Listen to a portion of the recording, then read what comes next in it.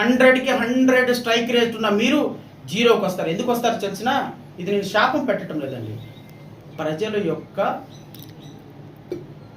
Vote ఎంత విఘ్నతతో వాడతారంటే వాళ్ళు ఈరోజు న్యూట్రల్ పీపుల్, ఎంప్లాయీస్, రిటైర్డ్ అయిన ఎంప్లాయీస్, ఎలైట్ పీపుల్, ఇంట్లో సాధారణమైనటువంటి గృహిణులు ఉన్నారు చూసావా, మొక్కం మీద ఉమ్మూస్తున్నారు. ఇట్లాంటి వాడికి ఓటేసింది అని.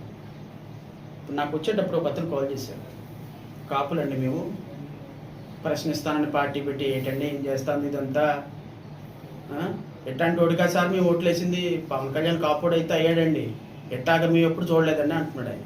అండ్ ఒక గోదావరి యాష్లో మాట్లాడుతున్నాడు, గోదావరిలో. పోనీలండి పర్లేదు, ప్రజలు చూసుకుంటారండి. ఏందండి తప్పండి, అది ఏంటది, కామన్ మ్యాన్ అండి, ఎవడు మాట్లాడతారు మాట్లాడనివ్వాలి, ప్రజా సంక్షేమం వదిలేసి ఇదంతా ఎందుకండి అంట. అట్లా నాకు రోజుకు 100 కాల్స్ వస్తాయి. రావణ్ ప్రశ్నిస్తే తప్పు అయితే కోర్టు చూసుకుంటుంది. ఆర్షియాలు దేశద్రోహం పెట్టడం ఏంటండి? మీ అన్న మీద ట్వీట్ పెడితే దేశద్రోహమా? మిమ్మల్ని ప్రశ్నిస్తే రాజద్రోహమా? స్టేషన్ చేసిన తిప్పి 100 మంది కార్యకర్తలని 1000 మంది పోలీసులను పెట్టి కొట్టిస్తారా? It's not correct. ఖచ్చితంగా ప్రజలు సమాధానం చెప్తారు. ఇలాంటి వ్యక్తులను ఎన్నుకున్నందుకు ప్రజలు సిగ్గుపడతారు. రేపు ఖచ్చితంగా ప్రజాస్వామ్యం, ఈరోజు రావణ అరెస్ట్ అవుతాడు, రేపు పొద్దున బెయిల్ వస్తుంది. ఎందుకంటే ఏది కూడా శాశ్వతంగా నడవదండి. రేపు పొద్దున 10 రోజుల తర్వాత, నెల రోజుల తర్వాత అయినా సరే బెయిల్ వస్తాయి. కానీ ఈ జరిగిన డ్యామేజ్ ఉంది చూసారు ప్రభుత్వానికి, ఇది రిస్టోర్ కాదు. ఇలాగే ఎగిరిపడ్డారు 2014-19 ఒక ప్రభుత్వం. ఏమైపోయిందండి? వైనాట్ 175 నుంచి అట్లీస్ట్ 11కి పడిపోయింది.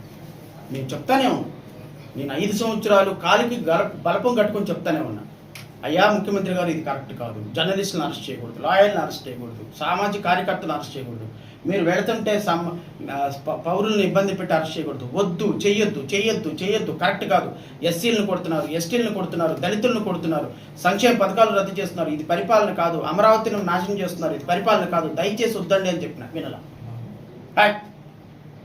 3 లక్షల కోట్లు నేను సంక్షేమ పథకాలు ఇచ్చాను, ఎవడు ఓటేయడు నా కోసం, 30 లక్షలు ఇల్లు ఇచ్చాను, ఎవడు ఓటేయడు నా కోసం అను. ఏమైంది ఫైనల్గా? ఏమైంది సార్? What happened?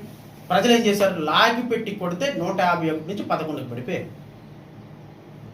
నేను ఈ ప్రభుత్వాన్ని కూడా కోరుతున్నా, 164 సీట్లు అండి, దానికంటే ఒక 10 సీట్లు ఎక్కువ ఇచ్చారు మీకు రాష్ట్రం యొక్క సమస్యలు అర్థం కావాలి.